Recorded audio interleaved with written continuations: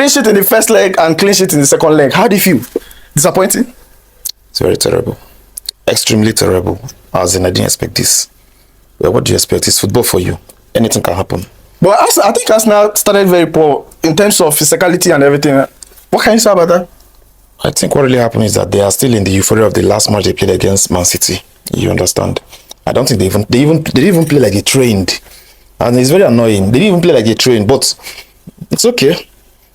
We still have another next match to go. February 15th. That's it when we're playing our next match. No problem. But is it not concerned? Like, are you not concerned about how they managed last game and coming into this game, instead of them to, up their tempo, be more aggressive and try to create chances? It was all the same thing with the. One thing is that football is highly unpredictable.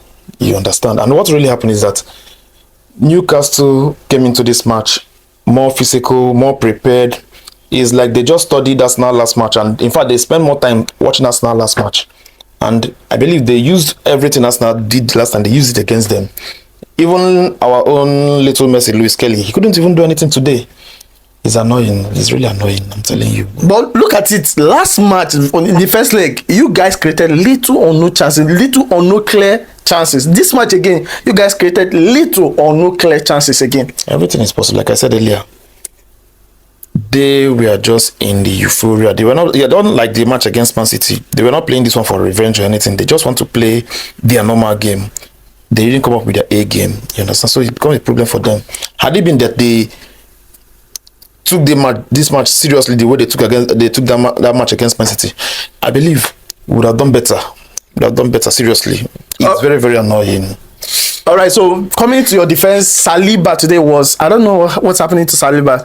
Few matches now, I've been, noticing that it's Gabriel that is, throwing him around. But today, he almost, I don't know. So what?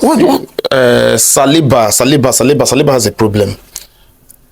The last interview I granted there, I said it that the problem we always have this season has always been Saliba. The only goal Haaland scored was Saliba's fault. This time around again is Saliba. The guy needs to pick up. He needs to buckle up. He is not doing that thing he did last season that got him into the top 10 best defenders in the world. He's not doing it again. I don't know what's going on with him.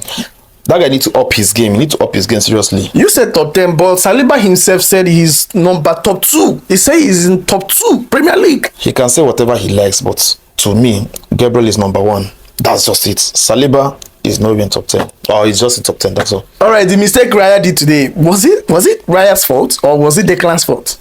Definitely it's Raya's fault. People said Declan, asked Raya to give him the ball. He demanded the ball. Even as a keeper, you are seeing the back of your defender, and if defender is facing you, definitely you know who is behind him.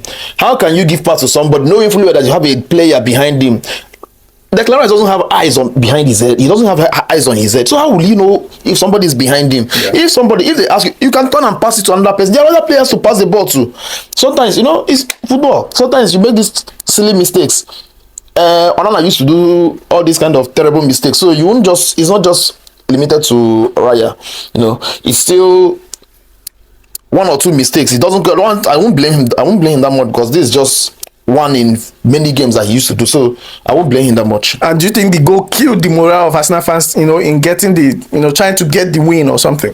The first goal, the second goal, yes, to some extent it did, but I was expecting that we would have played for at least a draw.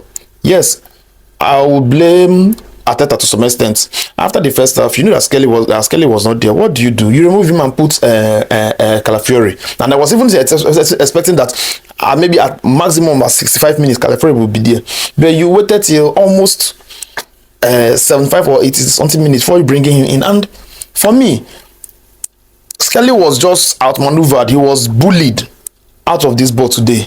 I'm not putting all the blames on him.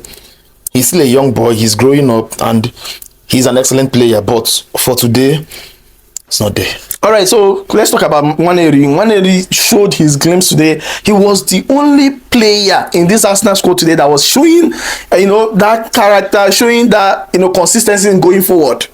NWANERI has always played as in he's the next Messi of the EPL. Or is he? Yeah, he should be. He's young, he's talented, He's smart, he can dribble, he can score. This is what Messi is known for. Dribble, score, be an all-round player, do everything. And that is what he has been doing today. It's just that, like I said, our Kai was carrying the ball. He was just carrying the ball. Uncle Kai Havertz, please. And at the point he got angry. What do you expect? He got angry. What do you expect? What do you expect from a player like that? We needed a striker. We need a striker. We need a point man. Havertz is not that man. Yes, you can't just bench Havertz. He's good at building attack. But when you build the attack, you need somebody to deliver. Arteta, get us a striker. I said this the last time. Havertz is more of a midfielder. He's more of a midfielder. And 8, he can't play 9. We need a 9. And that's just what happened today. That's what played out today. We need a 9. Give us a 9. A strong 9. That's just it. And Partey was helping in distributing the ball. I don't know, but yeah, Arsenal lost today, but I think Partey was a bit exceptional in this game. Partey was nowhere to be found, let me tell you the truth. Okay. Partey was nowhere to be found today. Partey did nothing. Normal Partey, you would have seen him. In fact, he's the field marshal of the midfield, distributing, helping the attackers. But today, nothing came from Partey. Nothing. The whole player, the first 11, in fact, the whole player that played today. It's okay. But and there's no blame for Arteta. No. You can't blame Arteta for this. It's not, because this is not a formation error. He played the right formation. He played the right players. But I think the players, like I said earlier, maybe they were just coming out from the euphoria of the last match they played, and they thought maybe it's going to be an easy walk away. But see it now. I know they got to. His game today was. Can you highlight us on his game today? What really happened to Odegaard today is, at first, he thought it was gonna be an easy game, but on the long run, you realize that he himself became frustrated. They started fighting, dragging, and all those stuff, and they want to do. That's the right decision to remove him. You understand, and create room for NWANERI to even enter there, and then thank God bringing in all those Merino and co to see if we can at least. What Arsenal was even doing? They were not even trying to score again. They were trying to reduce the pressure. Because yes, Isak was just trying to sack us off, but thank God. But I think Newcastle came with that game plan of frustrating Arsenal to the extent that they will start fighting, and they got what they wanted. Yes, you are right. And like I said, they were very annoying. Sometimes the ref on his own is supposed to caution them, but he's not doing it. Instead, he only sees when Arsenal retaliates. At least little things that you do to somebody that will provoke that person, you have to, even if it's to warn the player. But whenever all those if it's Havertz, or you will see him showing his what he can do. But once it's Arsenal, as I said, it's Arsenal against the FA. All right. So any final thought of the game? Arsenal should just work on themselves, please. We don't want this kind of nonsense match again. Let's just hope that we get something better in our next match. And do you think this performance will, is a performance you guys will carry on to the Champions League, to the Premier League? Because you guys are contenders. No, not at all. I'm telling you, in our next match, and I trust Arteta. He's going to lambast them in the dressing room, and in our next match, believe me, you see a better Arsenal. It's an assured. In fact, I can bet my last card on this. All right. Thank you so much for your time. Thank you.